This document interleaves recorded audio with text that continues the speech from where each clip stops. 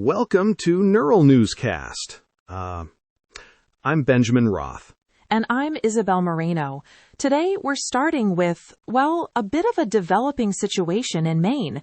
It is where the intersection of federal law enforcement and local judicial independence is, sparking some real public debate. Cumberland County District Attorney Jacqueline Sartoris actually just canceled a planned news conference regarding anticipated activity from ICE. It's a really fascinating study in institutional boundaries, Isabel.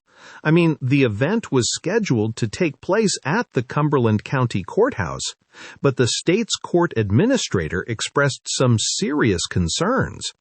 Basically, the Maine Judicial Branch wanted to ensure that the courts remain a neutral ground.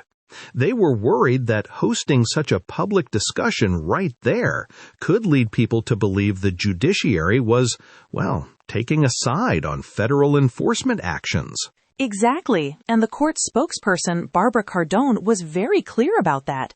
She said that while the courts won't assist or deter investigations, they simply cannot allow court activities to be disrupted. And, this comes at a time of heightened anxiety in Portland and Lewiston.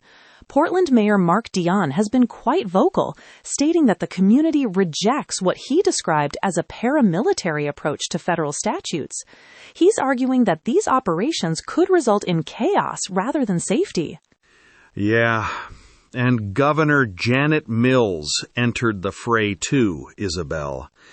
She released a video statement emphasizing that while her office hasn't confirmed specific federal plans, she warned against any actions that would be provocative or, undermine the civil rights of Maine residents.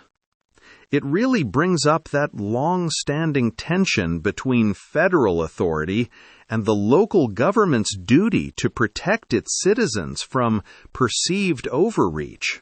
Right. Now, while we're seeing these complex legal and civil tensions play out in New England, there's a totally different kind of public scrutiny happening in Philadelphia. The Eagles recently held their year-end press conference, which served as a post-mortem for a season that many fans found deeply disappointing.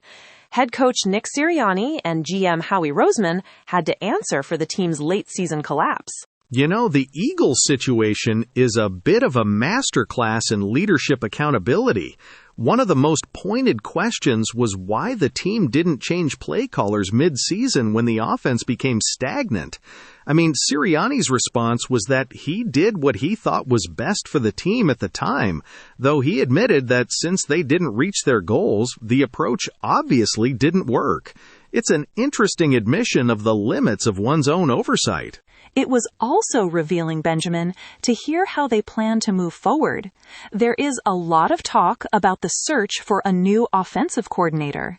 Sirianni suggested that it is maybe too early to decide exactly how much control this new coordinator will have, but he emphasized his need to be intertwined with every aspect, from tackling to protecting the football.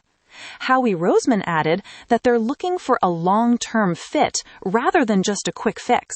It seems the organization is trying to strike a balance between allowing a new creative voice to run things and maintaining the culture Sirianni has built. Honestly, in both of our stories today, whether it's a district attorney or a head coach, we see leaders struggling to define their roles within these larger, often rigid systems. The search for balance. It's a constant theme. A constant theme, indeed. We'll continue to watch how these leadership decisions play out on the political stage and, of course, on the gridiron. I'm Isabel Moreno. And I am Benjamin Roth.